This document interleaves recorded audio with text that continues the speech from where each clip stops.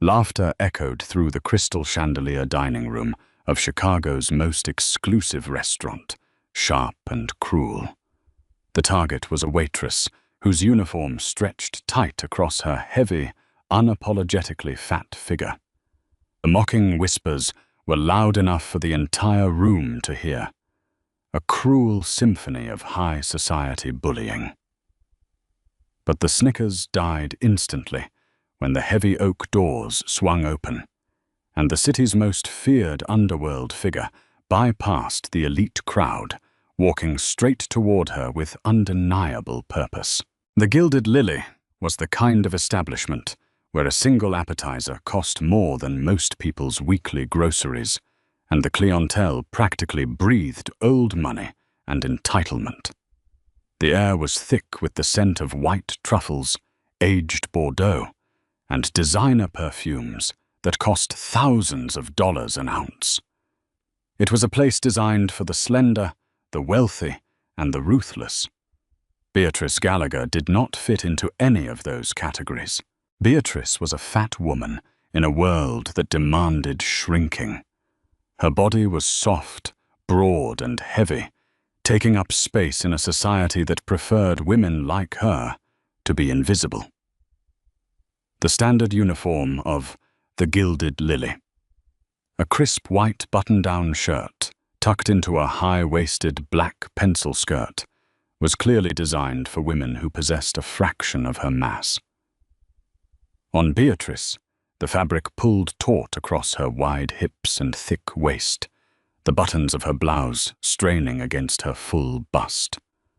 Her thighs rubbed together painfully with every hurried step she took across the polished marble floors, the physical toll of her grueling shifts matched only by the emotional exhaustion of enduring constant, suffocating judgment. She wasn't oblivious to the stares. She knew exactly what the wealthy patrons and her slender, cruel co-workers saw when they looked at her. They saw a punchline. "Table 4 needs more water, B. Try not to cause an earthquake on your way over," whispered Cassidy Brooks, the restaurant's unofficial head waitress. Cassidy was a vision of sample-size perfection, with sharp cheekbones and a sneer that she wore like a luxury accessory. She bumped her shoulder roughly against Beatrice's as they crossed paths near the service station, causing Beatrice to stumble slightly, the heavy silver pitcher in her hands, sloshing ice water onto the pristine cuffs of her uniform.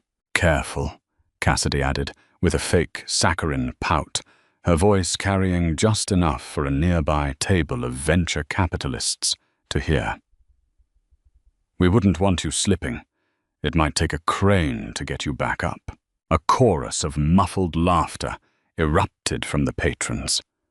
Beatrice felt the familiar, hot sting of humiliation crawl up the back of her neck, turning her cheeks a violent shade of crimson. She gripped the handle of the water pitcher tighter, her knuckles turning white.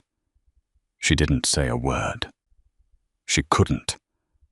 Her mother, Margaret, was sitting in a sterile room at Chicago General Hospital, relying on an experimental treatment for a failing liver that Beatrice's meager insurance barely covered.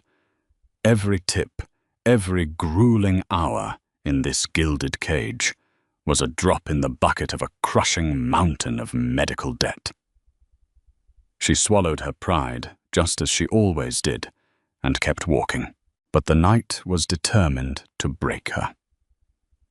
As Beatrice approached a corner booth occupied by a group of young trust fund socialites, disaster struck. A sleek, patent leather stiletto, belonging to a woman named Victoria, whose father practically owned the city's real estate market, deliberately slid out into the aisle. Beatrice, balancing a massive tray laden with plates of seared scallops and braised lamb, didn't see the obstacle until it was too late.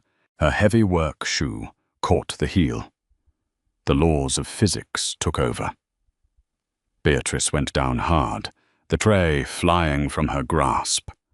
a cacophony of shattering porcelain, clattering silverware, and splashing saucers, echoed like a bomb going off in the hushed, elegant dining room. Beatrice hit the floor with a painful thud, her knees taking the brunt of the impact, while a generous portion of red wine reduction splattered across her crisp white shirt, looking horribly like blood. Dead silence fell over the room for a fraction of a second, immediately followed by an uproar of mocking laughter. "Oh my God, did you feel the floor shake?" one of the socialites gasped, covering her mouth as she giggled into her companion's shoulder. "I think the poor dear needs a wider aisle," Victoria drawled, not even bothering to hide her malicious smirk. Beatrice sat on the floor, surrounded by ruined food and broken plates. Her breath came in short, ragged gasps. The humiliation was a physical weight pressing down on her chest, suffocating her. She scrambled to her hands and knees, her large body clumsy in her panic as she tried to gather the broken shards of porcelain. "What in the name of God is going on here?" The sharp, booming voice of Braden Mitchell, the restaurant manager, cut through the laughter. Braden was a small, anxious man whose entire existence revolved around kissing the rings of the wealthy elite. He marched over to the scene of the disaster, his face contorted in absolute rage. "Gallagher, look at this mess," Braden hissed, his voice trembling with fury. He didn't offer a hand to help her up. Instead, he stood over her, looking down with undisguised disgust.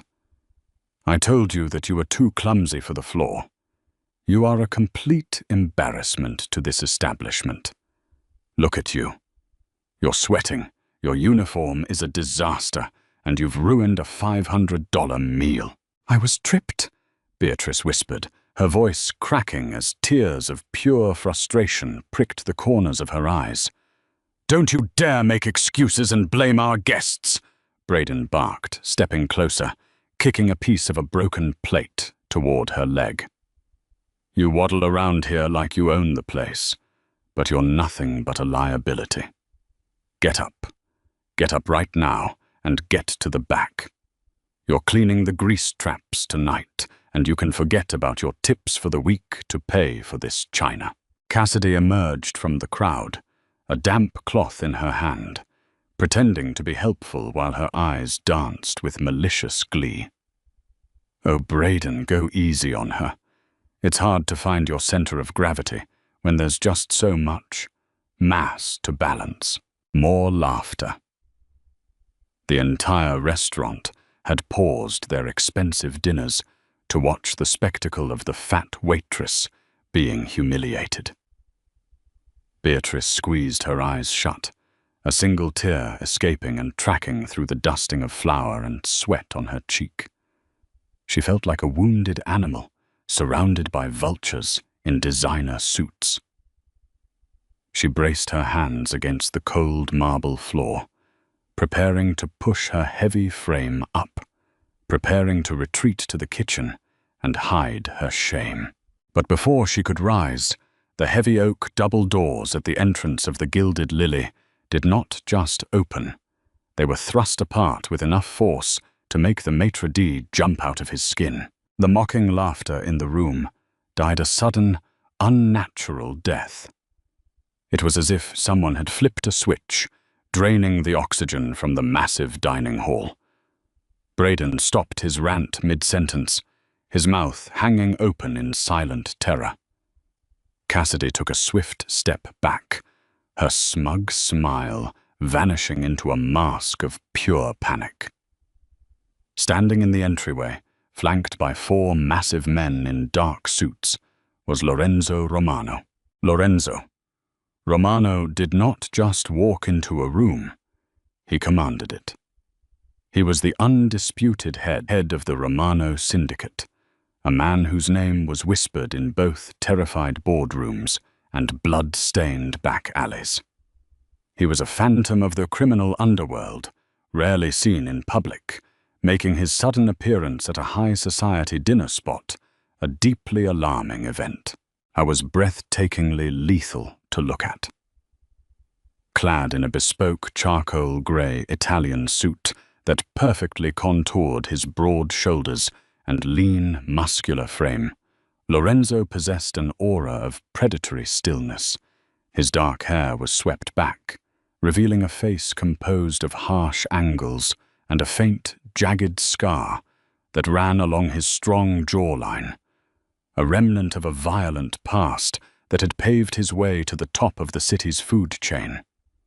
His eyes, dark and fathomless like an endless abyss, swept the silent dining room. The elite patrons of the Gilded Lily, who only moments ago had been cackling like hyenas at Beatrice's expense, now sat completely frozen, terrified to even clink a fork against a plate. Braden Mitchell, sweating profusely, smoothed his lapels and plastered on a frantic, obsequious smile. He practically tripped over himself, trying to rush forward and greet the dangerous newcomer. Mr. Romano, what an unexpected and incredible honor. We didn't have a reservation for you, but of course, we will clear the owner's private table immediately. Lorenzo didn't even look at the manager. He simply raised a single, leather-gloved hand. Immediately, one of Lorenzo's men, a hulking enforcer named Matteo, stepped forward and shoved a heavy hand against Braden's chest, pushing the manager back with enough force to send him stumbling into a neighboring table. Braden whimpered, instantly falling silent. Lorenzo's dark eyes locked onto the center of the room. He bypassed the mayor, who was nervously sipping a martini. He walked past the real estate moguls and the venture capitalists. His polished leather Oxfords clicked menacingly against the marble floor, the only sound in the dead silent restaurant. He walked straight toward the mess on the floor, straight toward the shattered plates, the spilled wine, and the trembling, heavy-set waitress still on her knees. Cassidy, standing dangerously close to Beatrice, tried to flatten herself against a pillar, her breathing shallow with fear. She watched in horror as the city's most dangerous mafia boss stopped right in front of the fat girl everyone had been mocking. Lorenzo looked down at Beatrice. Beatrice, terrified, slowly lifted her head. Her face was flushed, her hair falling out of its messy bun, and a streak of brown gravy stained her cheek. She looked like an absolute disaster, a chaotic mess of flesh and stained fabric. She braced herself, expecting the mafia boss to demand she be removed from his sight for ruining the aesthetic of the room. Instead, Lorenzo slowly dropped to one knee, right into a puddle of spilled wine, completely ruining the trousers of his $5,000 suit. The collective gasp from the room was completely audible. "Lorenzo?" Beatrice breathed out, her voice barely a whisper, carrying a tone of disbelief and familiarity. The crowd's shock deepened. She knew his name.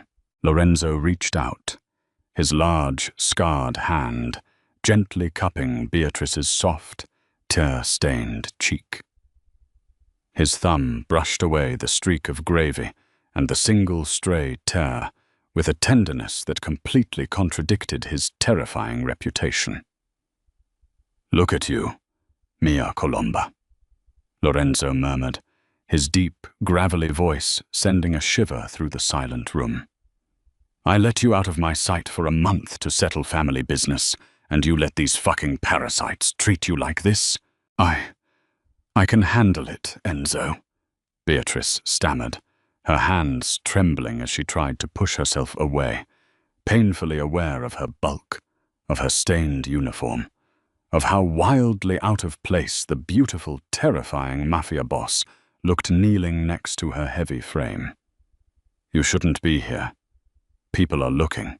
"Let them look," Lorenzo growled, his voice rising just enough to echo off the vaulted ceilings.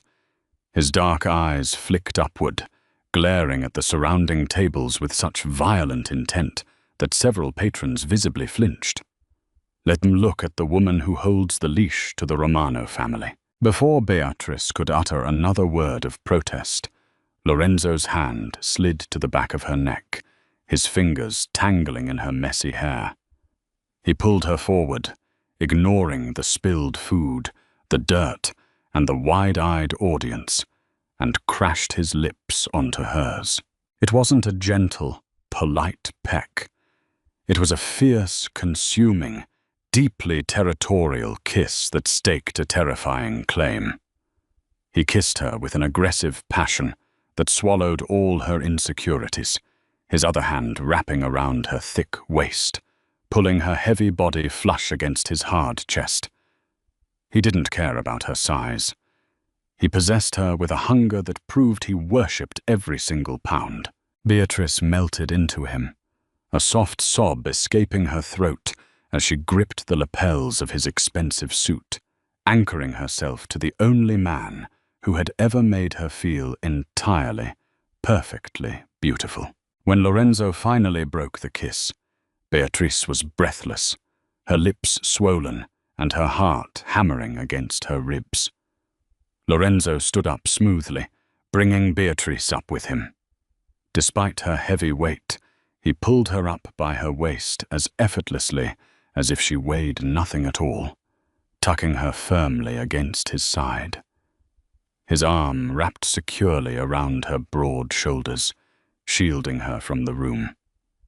He turned his deadly gaze toward Braden, who looked as if he was about to pass out. "You," Lorenzo said, his voice deadly quiet. "Mr. Romano, I swear to you, I didn't know," Braden squeaked, his knees actually knocking together. "You had her cleaning grease traps?" Lorenzo asked, tilting his head slightly, a gesture that made his bodyguards shift their weight in anticipation of violence. "You spoke to my fiancée like she was dirt beneath your shoe?" The word fiancée dropped into the room like a live grenade. Cassidy choked on her own spit, her eyes bulging out of her head. The venture capitalists who had laughed earlier suddenly looked as though they were facing an execution squad. "Fiancé." Victoria, the socialite who had tripped Beatrice, whispered in utter horror, realizing she had just physically assaulted the future wife of a cartel kingpin. Lorenzo's eyes snapped to Victoria. "Matteo," Lorenzo said casually, not breaking eye contact with the terrified heiress. "Find out who this woman's father is. Buy his company by tomorrow morning, then liquidate it." "Yes, boss," Matteo grunted, pulling out a sleek black phone. Victoria burst into hysterical tears, but no one moved to comfort her. They were all too busy praying they wouldn't be next.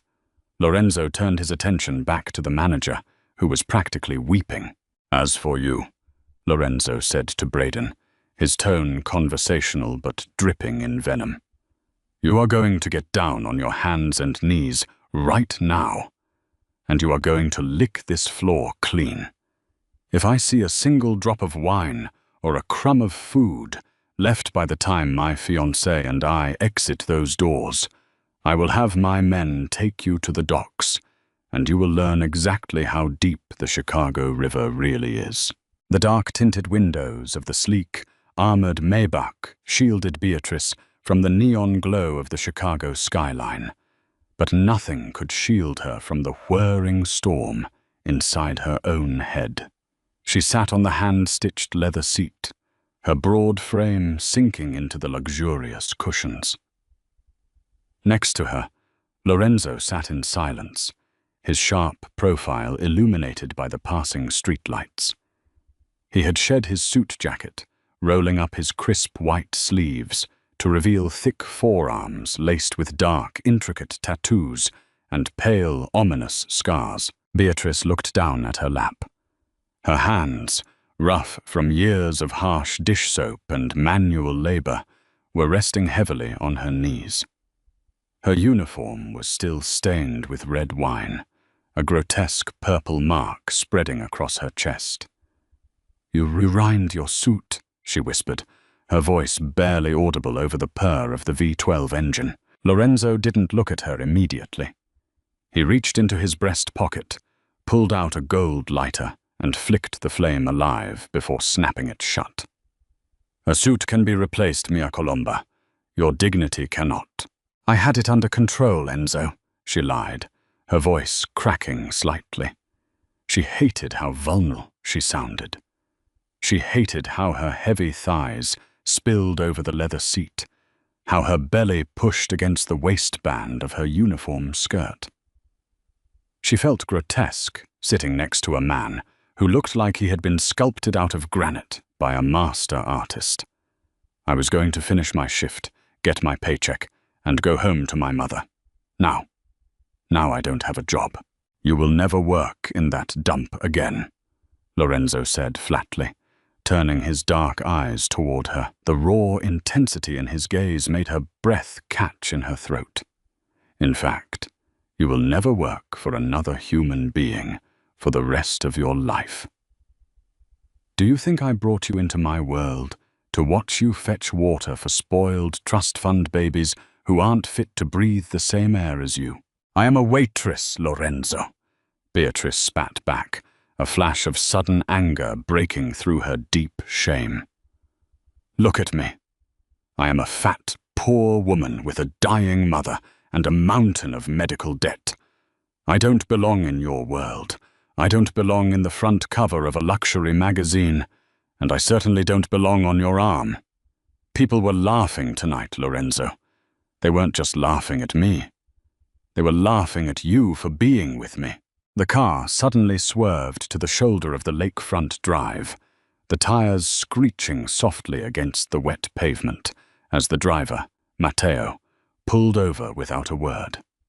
The glass partition was up, isolating them completely from the front seat. Lorenzo turned his entire body toward her. He didn't look angry. He looked dangerously focused.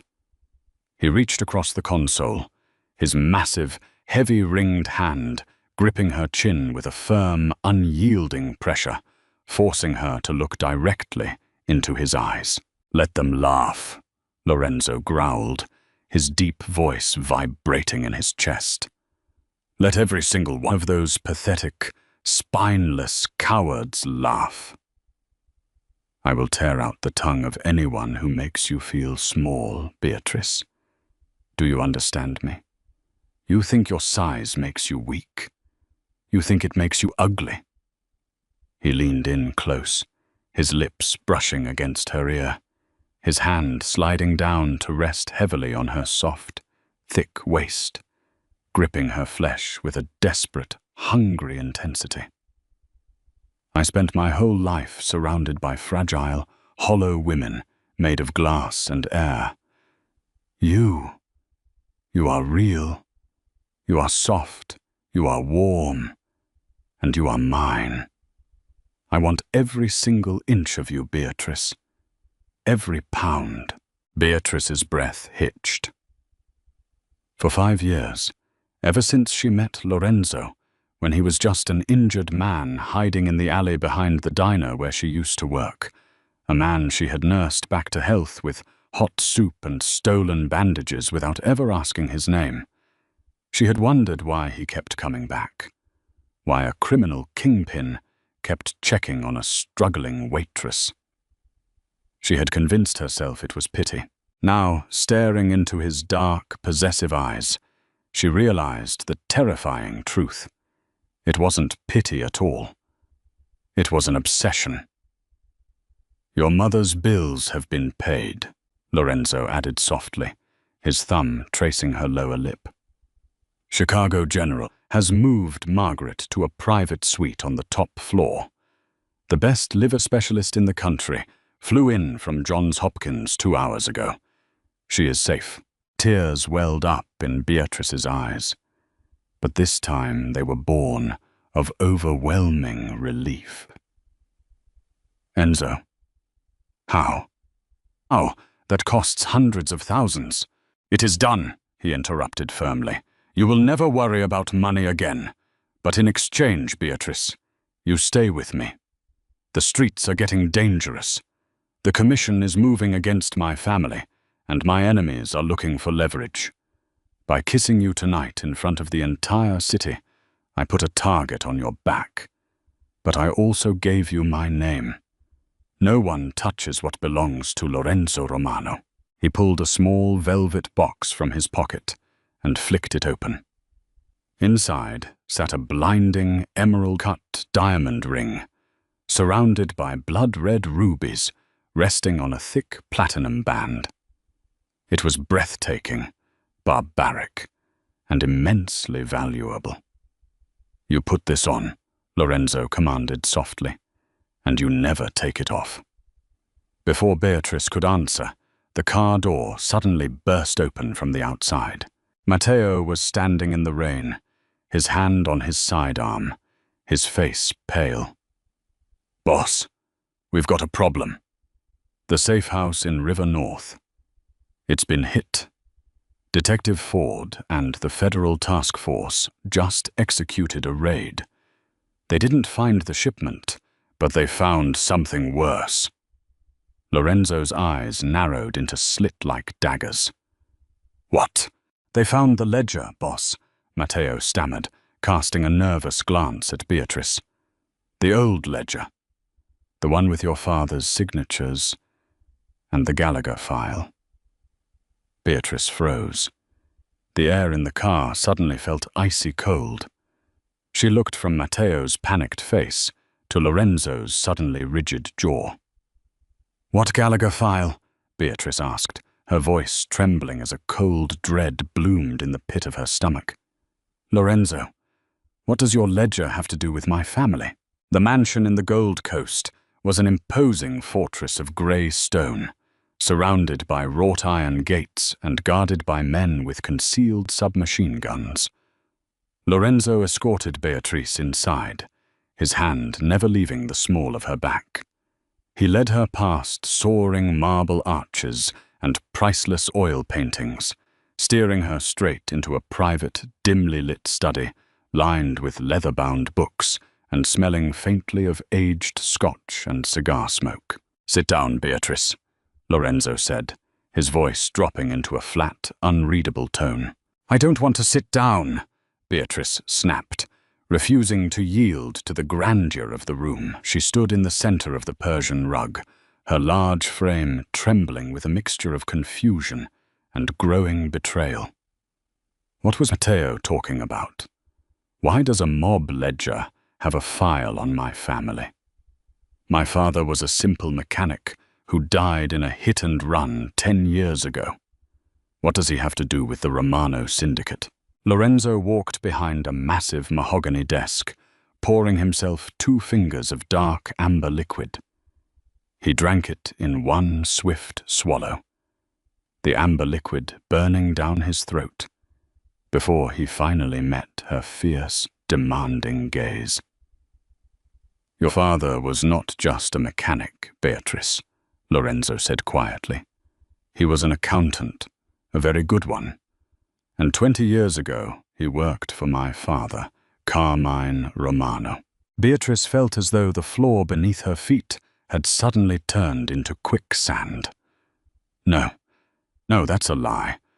My father ran a small auto shop on the south side, which was a front company created by the Romano family to launder money from the docks, Lorenzo corrected smoothly. He walked out from behind the desk, stopping just inches from her.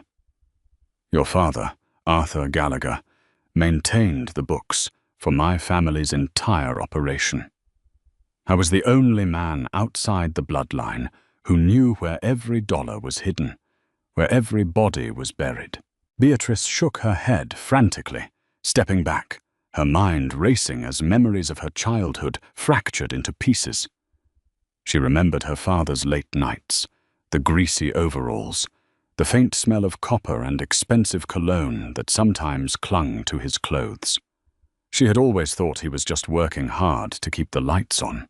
If If he worked for your father, Beatrice whispered, her throat dry, then why did we end up broke? Why did my mother and I starve in a 2-bedroom apartment while my mother's health slowly deteriorated? Lorenzo closed his eyes for a brief second, a flicker of genuine pain crossing his harsh features. Because Arthur tried to do the right thing. 10 years ago, my father decided to eliminate everyone who knew too much about the syndicate's restructuring. Arthur realized what was happening. He stole the master ledger, the only piece of evidence that could put the entire Romano family away for life, and went into hiding. Beatrice's breath hitched. She remembered the night her father died. Rain pouring against the window. The police officers standing on the porch, telling her mother that Arthur's car had been rammed off the highway by an unidentified semi-truck. The driver was never found. "The hit and run," Beatrice gasped, tears spilling over her cheeks as the dark truth crashed over her. "It wasn't an accident. Your father killed him."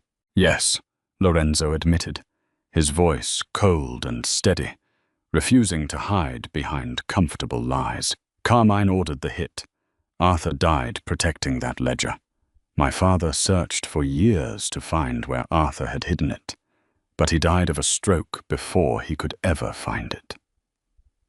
When I took over the family 3 years ago, I inherited the search." Beatrice backed away until her hips slammed against the edge of a heavy leather sofa. She looked at Lorenzo as if he were a complete stranger, a terrifying monster who had pulled her into a spider's web of blood and deceit. "You didn't find me by accident," Beatrice whispered, the realization hitting her like a physical blow. 5 years ago, at the diner, you didn't just happen to crawl into that alley injured. You were looking for Arthur's daughter. You were looking for the ledger." Lorenzo took a slow step toward her, his dark eyes intense, burning with an unholy fire. "At first, yes. I targeted you because I believed your father had passed the location of the ledger to you or your mother. I orchestrate a scenario to get close to you. I watched you, Beatrice. I wanted to use you to secure my empire." "You monster," Beatrice sobbed, wiping her wet face with the sleeve of her filthy uniform. "You used me. Everything. Every sweet word. Every time you checked on me. Every gift. It was all a lie."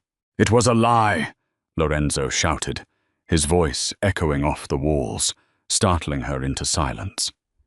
He closed the distance between them in 2 swift strides, grabbing her by her upper arms, his fingers digging into her soft flesh, holding her firm. "It was a cold, calculated lie, until I actually got to know you, until I watched you work 12-hour shifts with a broken shoe and a smile on your face, until I saw you feed a stray dog outside the diner with your last $5.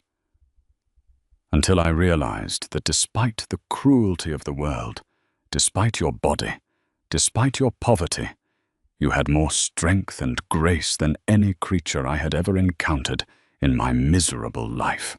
He pulled her close, forcing her heavy body against his chest, his face inches from hers, his breath hot against her skin. "I came to steal from you, Beatrice," Lorenzo growled, his voice breaking with rare emotion. "Instead, I fell on my knees for you. I don't give a damn about the ledger anymore. I don't give a damn about the police or my father's legacy. But Detective Ford has that file now. He knows who you are. The Commission knows who you are. They think you have the key to destroying my family. If you walk out of those doors tonight, you won't survive 48 hours." Before Beatrice could process his terrifying warning, the heavy mahogany doors of the study flew open. Matteo stood in the doorway, his face pale, holding a silenced pistol in his hand. Boss, Matteo said urgently, his voice tight with alarm. We've got a breach. It's not the feds. It's the O'Connor syndicate. Declan O'Connor is at the front gate, and he brought Detective Ford with him.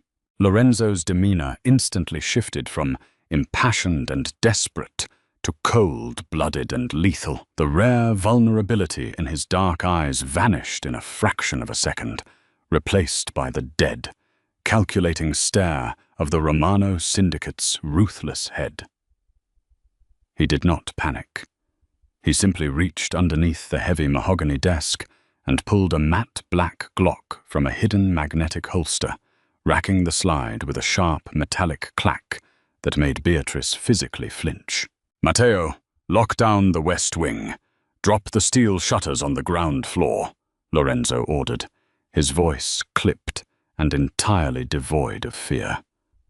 He seamlessly swapped out the names Matteo had shouted in his panic, knowing full well that the true threats at the gate were Liam Donovan, the sadistic head of the rival Irish syndicate, and Detective Thomas Carter, the most notoriously corrupt cop on the Chicago payroll.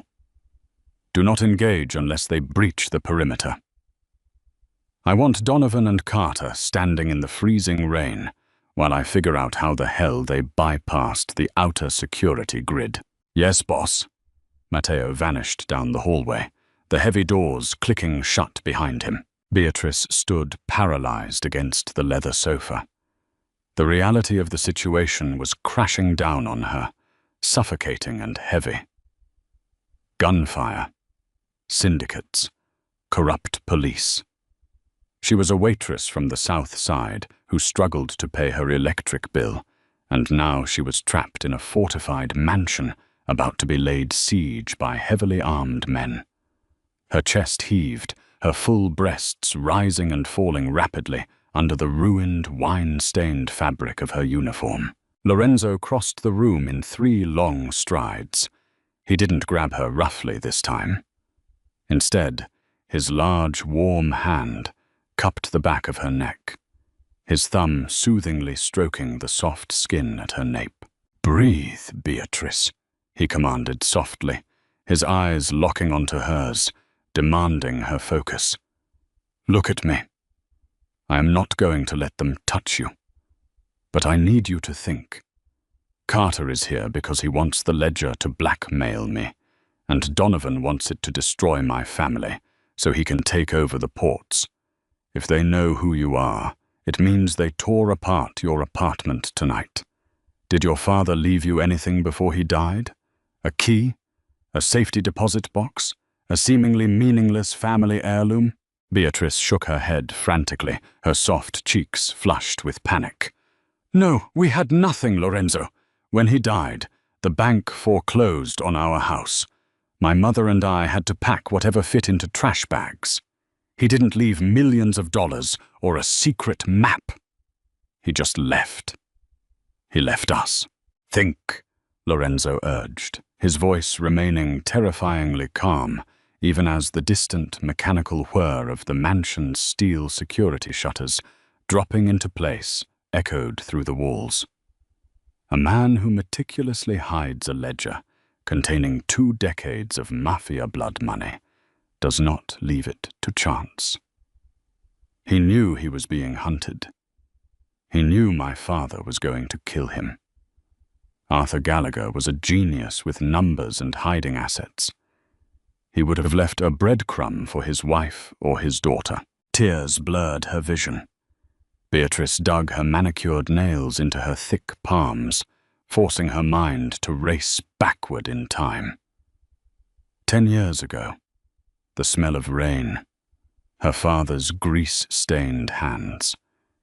He had come home late, his face pale and sweating.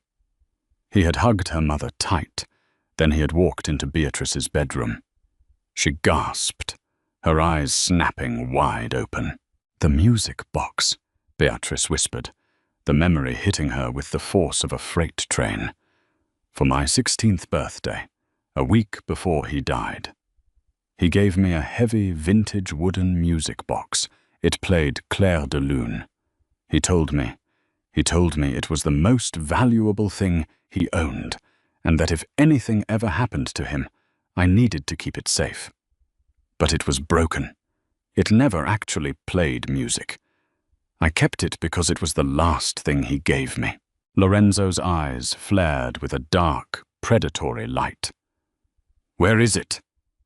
"It's at the hospital," Beatrice said, her voice trembling.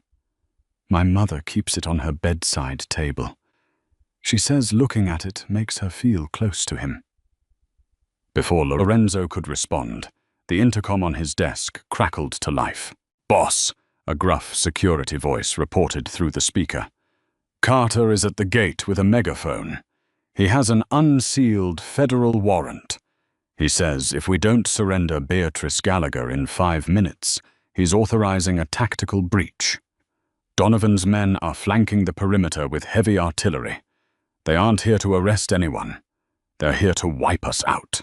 Lorenzo stared at the intercom for a long, silent moment. Then a slow, terrifying smirk spread across his scarred face. It was the smile of a predator who had just been handed the perfect excuse to hunt. "Let them try," Lorenzo murmured. He turned back to Beatrice, sliding the Glock into the waistband of his trousers. "We are leaving. We're going to Chicago General to get that music box, and then I am going to end Liam Donovan and Thomas Carter permanently." "Leaving? How?"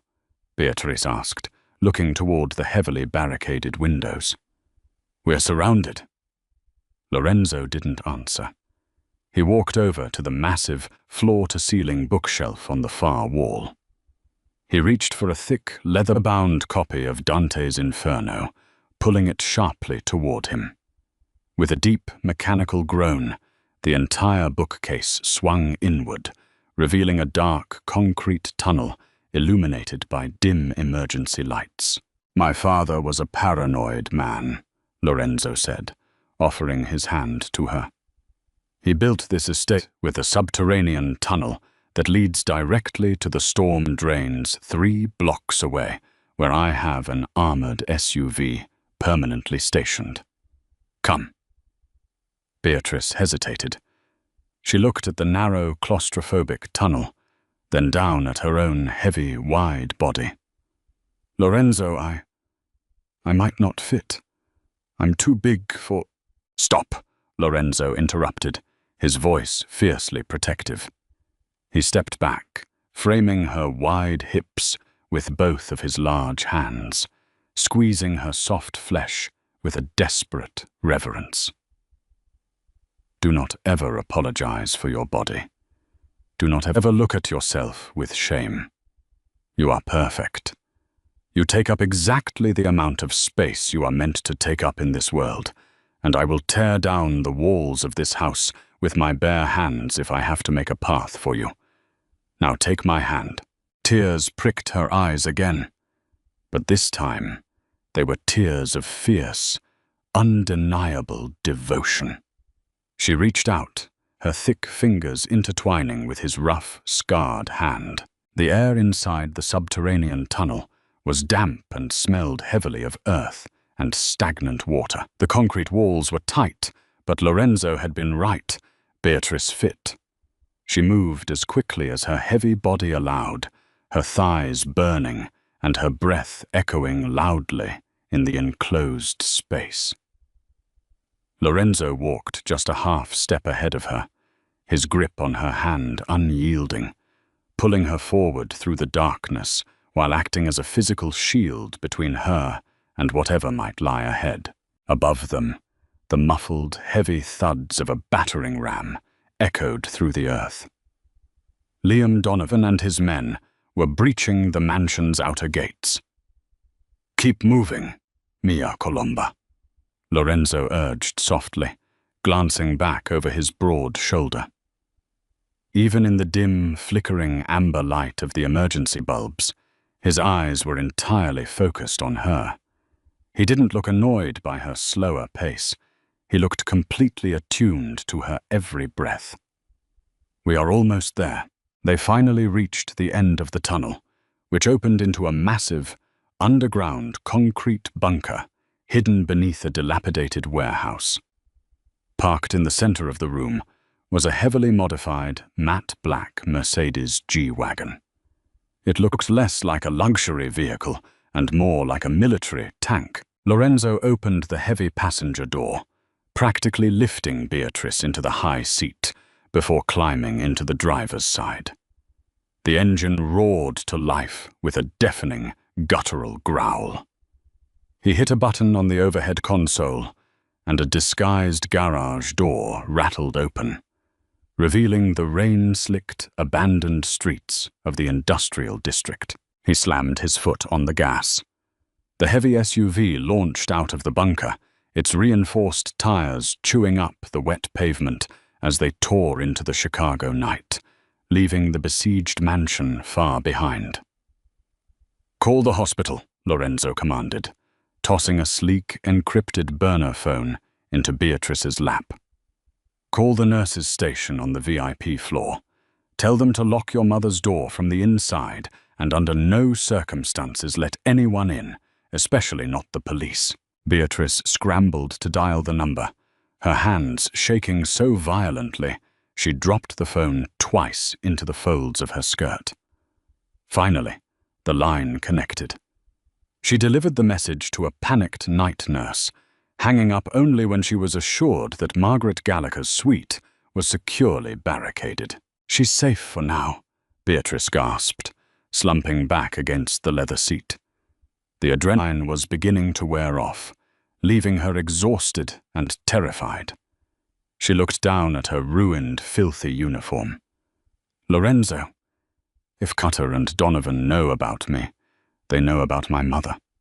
They'll go to the hospital." "They won't get past my men," Lorenzo said grimly, his eyes locked on the road as he navigated the slick streets at breakneck speed. "I dispatched an elite security detail to the VIP floor the second she was admitted. But we need to get there first. We need that music box." As they sped through the neon-lit city, Beatrice closed her eyes, trying to visualize the heavy wooden box her father had handed her 10 years ago. It was ornate, carved with strange, intricate geometric patterns. "Wait." Her eyes snapped open. The exhaustion vanished, replaced by a sudden, electric shock of realization. "Lorenzo," Beatrice breathed, sitting up straight. "The box. It's not just a box." He glanced at her, the dashboard lights casting harsh shadows across his scarred face. "What do you mean?" "My father loved puzzles," she explained rapidly, her heart pounding against her ribs. "He used to build puzzle boxes in the garage. Japanese puzzle boxes, the kind where you have to slide the wooden panels in a specific sequence to open a hidden compartment. I always thought the music box was just broken because the crank didn't turn. But what if it's not a music box at all? What if it's a puzzle box?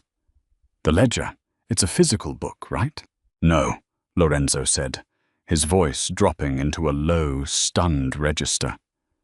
"In 2016, my father transferred all the syndicate's offshore accounts and blackmail files onto a highly encrypted, custom-built USB drive. We just call it the ledger because of the old days. A flash drive." Beatrice swallowed hard.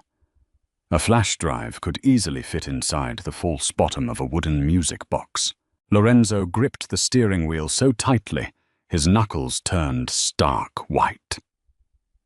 For 10 years, the most powerful crime syndicates in the country had been tearing the city apart, murdering people and burning down businesses, searching for a ghost.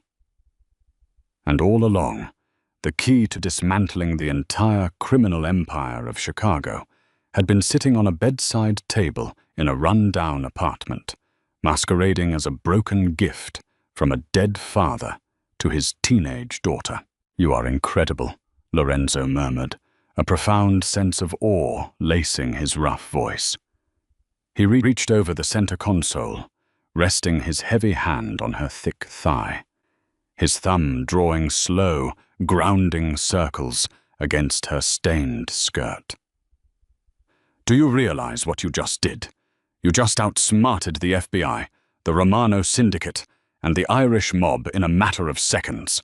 "I just paid attention," Beatrice whispered, leaning into his touch, finding a strange, terrifying comfort in the presence of the Mafia boss. "I always pay attention. It's what you do when the world decides to ignore you." Lorenzo's jaw clenched. "The world is never going to ignore you again, Beatrice. I will burn it down first." The massive, brightly lit structure of Chicago General Hospital loomed ahead in the rainy distance, but as Lorenzo swerved the G-Wagon toward the private emergency entrance, a chilling sight forced him to slam on the brakes, the heavy vehicle skidding to a violent halt in the middle of the street. Parked diagonally across the entrance, blocking the doors completely, were 3 unmarked black police cruisers. Red and blue lights flashed ominously against the wet pavement. Standing in front of the doors, flanked by heavily armed tactical officers, was Detective Thomas Carter, and in his hands he held a familiar, intricately carved wooden music box. "We're too late," Beatrice choked out, her blood turning to ice. "No," Lorenzo growled, unbuckling his seatbelt and drawing his Glock. "We are just in time." Rain hammered against the armored G-Wagon, mirroring the pounding of Beatrice's heart. Through the windshield, flashing police lights painted the wet pavement in a chaotic strobe. Detective Thomas Carter stood under the hospital awning, an arrogant smirk twisting his features as he carelessly tossed the intricately carved wooden puzzle box from hand to hand. Lorenzo did not hesitate. He kicked his door open and stepped into the torrential downpour. His Glock held casually at his side, his face a mask of lethal calm. "Stay in the car, Beatrice," Lorenzo ordered over the storm's roar, but Beatrice ignored him. For her entire life, she had made herself small, hiding in corners and letting others dictate her worth. She was done hiding. She pushed open the heavy passenger door and stepped into the freezing rain. Her ruined uniform clung to her soft, broad curves, but as she walked to stand beside the Mafia kingpin, she possessed a fierce gravity. Lorenzo glanced at her, his dark eyes flashing with profound worship. He shifted his broad body to shield her from the tactical officers flanking Carter. "Romano!" Carter shouted, his voice dripping with malice. "You led us on a hell of a chase, but it ends tonight." The nurse on the VIP floor was uncooperative, but a gun to the attending physician's head opened doors quickly. "I have the ledger. Your empire is finished." "You have a wooden toy, Carter," Lorenzo replied smoothly, his voice echoing with dangerous authority. He stopped exactly 10 paces from the corrupt detective. "A toy that belongs to my fiancée. Hand it over, take your men, and I might let you live to see tomorrow." Carter barked a mocking laugh. He looked past Lorenzo, his eyes landing on Beatrice. Disgust curled his lip. "This is the mastermind holding the Romano family's leash? A fat, sloppy waitress? I thought you had higher standards, Lorenzo." "She looks like a stuffed pig." The air around Lorenzo dropped 10 degrees. The grip on his pistol tightened, knuckles turning white. He didn't yell. He simply tilted his head, his voice dropping into a dark, violent register that made the tactical officers shift their stances. "I am going to peel the skin from your face while you are still breathing," Lorenzo promised softly. Carter sneered, masking a flicker of fear. "Save the threats. I'm opening this box, taking the drive, and burning your family to ash." Carter gripped the lid and yanked. Nothing happened. He cursed and pulled harder, face turning red with exertion. The solid wood remained perfectly seamless. Frustrated, Carter raised the box above his head, preparing to smash it against the concrete. "Stop!" Beatrice's authoritative voice cut through the rain. Carter paused. "If you smash it, you destroy the drive," Beatrice lied smoothly, her mind racing as she stepped forward, heavy boots splashing in the puddles. "My father built a fail-safe. The inner compartment is lined with a glass vial of sulfuric acid. Break the wood, the vial shatters, and the drive melts into useless plastic in seconds." Carter froze, eyes darting to the box. He couldn't risk destroying his only leverage. "She's lying," Carter hissed, though uncertainty laced his tone. "Are you willing to bet your life on that, detective?" Lorenzo asked, a knowing smirk playing on his lips as he realized the brilliance of her bluff. Only she knows the sequence. Only she can open it. Carter weighed his options, his greedy eyes fixed on the wood. He slowly lowered his arms. "Fine. She opens it. But if she tries anything, my men will put 12 rounds into her chest." "Let her walk forward," Lorenzo commanded, taking a deliberate step back, gun still drawn. Beatrice walked toward Carter, her heart hammering. She took the heavy, wet box. The wood was cold, but the intricate grooves were intimately familiar under her thick fingers. She closed her eyes, remembering her father's hands guiding hers. Slide the left panel up. Push the bottom corner in. Rotate the base clockwise. Click, click, click. The wooden panels slid apart. With a final twist, the top popped open. Inside, resting on faded red velvet, was a sleek silver USB flash drive. Carter's eyes lit up with unholy greed. "Give it to me," he demanded. But Beatrice didn't hand it over. She pulled the drive out, letting the empty wooden box fall to the wet pavement. She looked Carter dead in the eyes. "You called me a fat, sloppy waitress," Beatrice said, her voice entirely devoid of fear. "You think my body makes me weak. You think I'm nothing." "Just hand over the drive, you stupid cow," Carter snarled, stepping forward. Before Carter could blink, a deafening crack echoed through the courtyard. Carter screamed, falling to his knees as blood exploded from his right shoulder. Behind Lorenzo, on the hospital roof, red laser sights from Lorenzo's sniper detail painted the chests of every tactical officer. "Drop your weapons," a voice boomed from the hospital entrance as a dozen of Lorenzo's heavily armed enforcers poured out, outflanking the corrupt police. Carter clutched his bleeding shoulder, staring up at Beatrice in utter shock. Beatrice looked down at the silver flash drive, the key to the underworld, the chain tying Lorenzo to his father's violent past, and the target endangering her mother. With unapologetic defiance, Beatrice dropped the drive onto the wet asphalt. She lifted her foot, bringing her heavy, thick-soled work shoe down onto the silver metal with the full, devastating force of her weight. Crunch. The drive shattered into 12 irreparable pieces, crushed completely beneath her boot.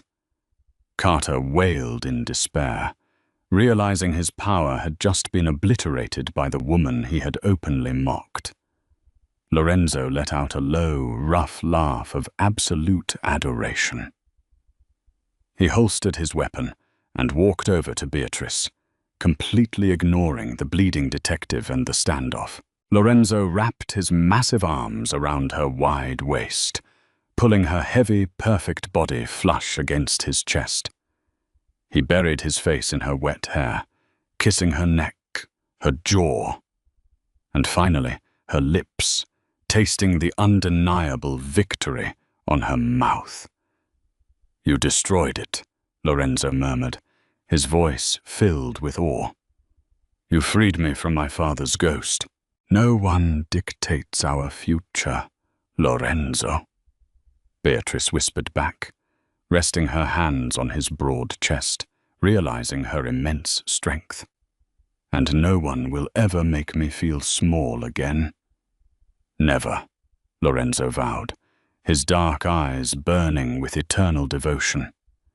He swept her up into his arms, carrying her effortlessly toward the hospital doors to see her mother, leaving the ruined remnants of the city behind them in the rain. The destruction of the Romano ledger didn't just bring down a corrupt detective. It shattered the invisible chains of the city's underworld, leaving Lorenzo and Beatrice to rule a new empire built on absolute loyalty. Beatrice proved that true power isn't about fitting into society's narrow molds, but about having the heavy, unapologetic strength to crush those who try to keep you down. What did you think of Beatrice's brilliant final move? Let us know in the comments. Don't forget to hit that like button, share this video with all your friends, and subscribe to our channel for more thrilling stories. Turn on notifications so you never miss an update.